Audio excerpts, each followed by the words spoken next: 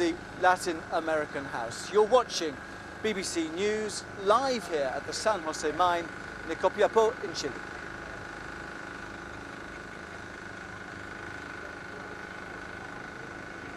Let's pick up now, though, on the psychological problems that these miners could be encountering over the next few days and weeks when they eventually get to the surface. Still not clear when that might be. It might be Tuesday, Wednesday, or even later, depending how much of that shaft they have to line. Let's speak to Dr. Jennifer Wild. She's from King's College, London.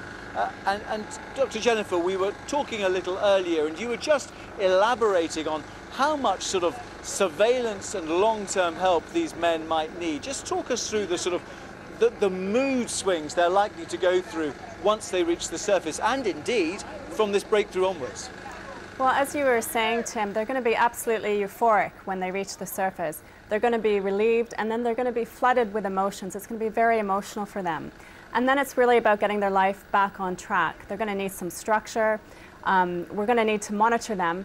But we don't need to do any sort of intervention before 4 weeks. We want to go into a period of watchful waiting to see what kinds of symptoms they may have. If after 4 weeks they're having intrusive, terrifying memories of what they've been through, if they're suffering from hyperarousal symptoms, so they're feeling very irritable, startled, very jumpy, unable to be in a closed space like a bathroom, for example, if they're starting to avoid those sorts of situations, then we're going to want to intervene, and we'd probably want to intervene with a very effective psychological intervention for post-traumatic stress disorder, which is cognitive behavioral therapy. So we're looking at classic symptoms of PTSD here. So potentially, could this be much more difficult, much more painful an exercise for these miners' families than perhaps for what the miners think is happening to them themselves?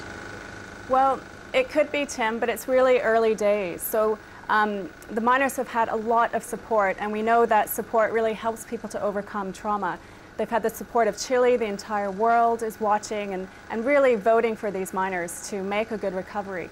But it really will be what happens after those 4 weeks and how well they're integrating into their lives, having been trapped underground for 65 days or more. Several of these miners have said in letters written to their families that we've seen and heard about, they're never setting foot in a mine again.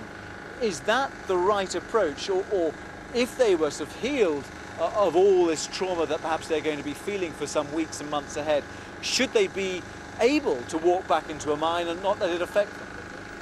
I think it's really a choice for them. What would give me concern is if they didn't want to go into a mine because they were terrified, but if they decided not to go into a mine because they just didn't want to, that's absolutely fine. But if it's fear that's really driving their choice and their decision, then that's indicative of anxiety, and that's something that needs intervention. When we hear about PTSD with, say, the armed forces, high alcoholism rates, high divorce rates, and problems with relationships, are those the classic things that you would expect to see, unfortunately, in some of these men now? Unfortunately, yes, I would. I think we do need to monitor how much they are using alcohol to cope with their symptoms, if they have any symptoms once they're out. Alcoholism and drinking a lot to cope with unpleasant memories is a predictor of post-traumatic stress. So we will need to monitor that. Relationship problems are very common in sufferers of post-traumatic stress, so that would be a problem that would need intervention. But we will really just have to see how these miners adjust to being in the real world again, and how they are with their